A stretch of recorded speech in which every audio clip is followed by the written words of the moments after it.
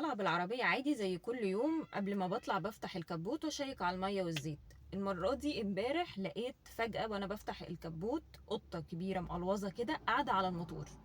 انا اتخضيت طبعا واتفاجئت بيها، وراحت هي خارجة بمنتهى الهدوء، بس المشكلة ان هي كان حجمها كبير قوي، وانا مستغربة ان الحجم ده ممكن يدخل في مكان زي ده. هي قاعدة على الموتور من فوق.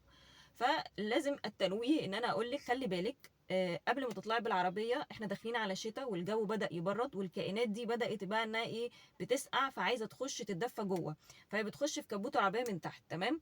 فزي الفيران والعرس والقطط والحاجات دي، فممكن جدا قبل ما تفتحي كبوت العربيه ممكن تلاقي كائن من الكائنات دي قاعد جوه.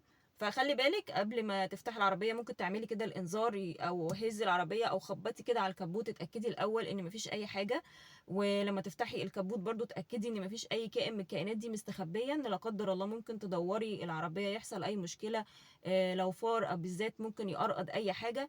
فلو انتي بتركني عربيتك في الشارع خلي بالك من النقطة دي، وقلت ان انا انبهك.